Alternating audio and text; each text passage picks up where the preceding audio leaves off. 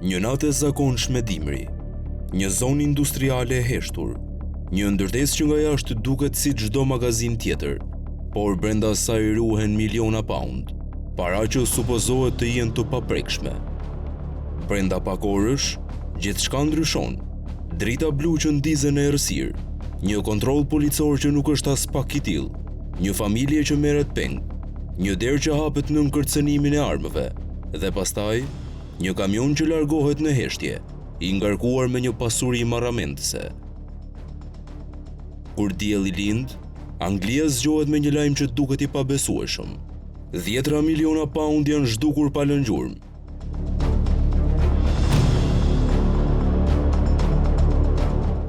Në mbrëmjen e 21 shkurtit 2006, në një zonë industriale të qetë të qytetit, pranë shinave të trenit dhe serviseve të makinave, ndodhi ajo që do të cilësohej shumë shpejt si grabitja më e madhe e parave në historinë e Britanisë së Madhe. Një ndërtesë magazin me çati të sheshtë, që nga jashtë dukej si çdo depo tjetër e zakonshme, ishte në fakt një nga pikat më të rëndësishme të ruajtjes së parave në vend. Brenda saj ndodheshin qindra miliona pound në kartmoneta, por atë natë, një bande organizuar me kujdes, e armatosur dhe e vendosur, do të hynte brenda dhe do të largohej me afro 53 milion pound në para kesh, duke lënë pas jo vetëm një shifër marramendëse, por edhe një mister që 2 dekada më vonë vazhdon të rëndojë mbi hetuesit dhe opinionin publik. Nga kjo shumë, rreth 32 milion pound nuk u gjetën kurrë, dhe mes të dënuarve për këtë operacion të jashtëzakonshëm kriminal, ishin dhe 2 tropojanë që do të përmendeshin gjatë në mediat britanike si pjesë e grupit që shokoi Anglinë.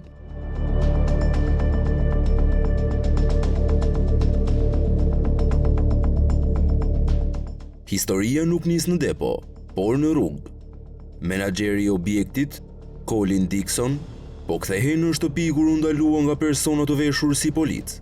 Në dukje ishte një kontroll rutin, por shumë shpejt u bëhe qartë se nuk bëhej fjalë për oficer të vërtet. Ishte një rrëmbim i mirë organizuar. Në të njëjtën kohë, 2 antarë të tjerë të bandës, gjithashtu të maskuar si polic, shkuan në shtëpinë e tij dhe i thanë gruas dhe fëmijës së vogël se Colin kishte pësuar një aksident dhe duhej ta ndiqnin për ta parë. Ishte një mashtrim i ftohtë dhe i llogaritur. Familja u mor dhe u dërgua në një ndërtesë ferme në Kent. Më vonë, atje u çua dhe vet Dixon. Ai u lidh në kërcënimin e armëve dhe ju bëhe qartë se jeta e tij, e gruas dhe e fëmijës vare vetëm nga bindja e tij. Nëse nuk bashkëpunonte, pasojat do të ishin fatale.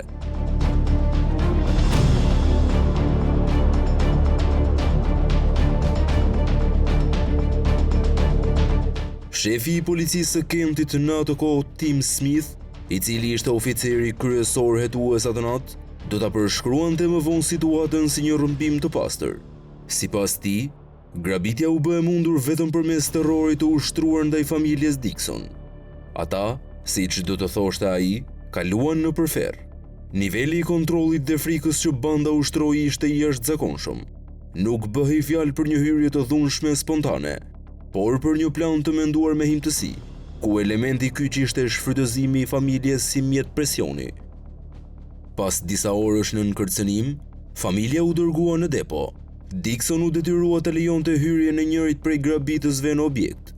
Brenda, 14 punonjës u lidhen dhe u mbajtën në kafaze metalike në kërcënimin e armëve. Banda veproi me shpejtësi. Ata nisën të ngarkonin kartmonedhat në një kamion të bardhë Renault 7.5 tonësh. Shuma që morën arriti pothuajse 53 milion pound. Por ironikisht, brenda ndërtesës ndodheshin edhe më shumë para. Sipas gazetarit investigativ Nick Koshan, grabitësit lanë pas rreth 154 milion pound të tjerë, çka do ta kishte çuar potencialisht grabitje në një shifër të pabesueshme prej mbi 200 milion poundësh. Arsyeja ishte e thjeshtë, kamioni nuk mbante më shumë. Sasia e parave ishte aq e madhe sa banda nuk kishte as kapacitetin fizik për t'i transportuar të gjitha.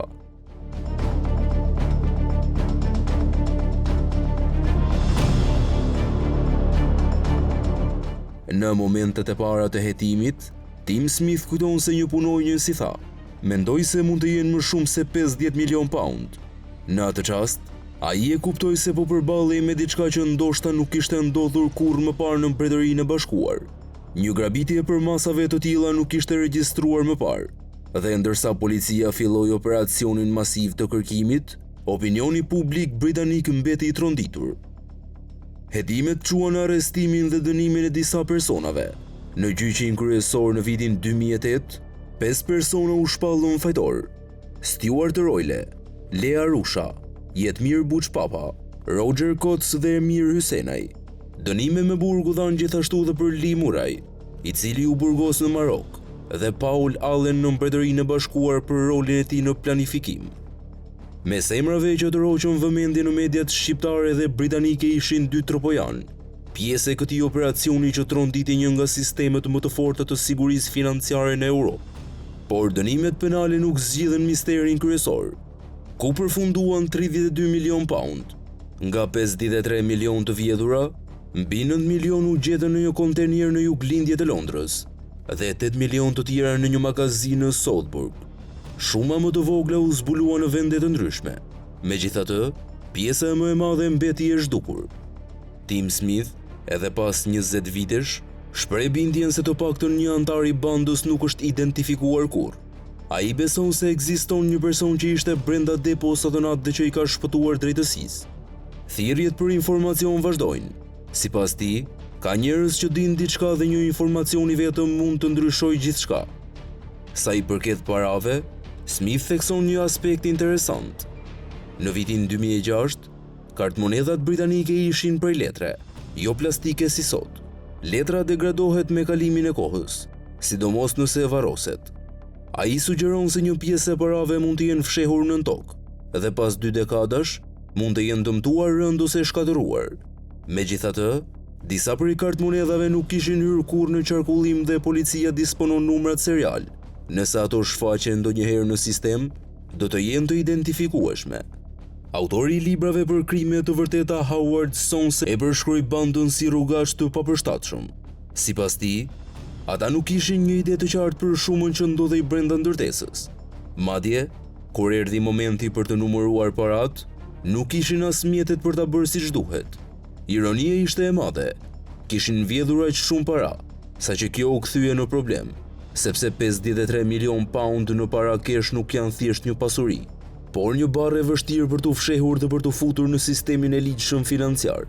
Sipas Nick Koshan, një pjesë e parave mund të kenë hyrë në qarkullim të zakonshëm, duke kaluar nga një dorë në tjetrën, nga një dyqan në tjetrin, nga një bank në tjetrën.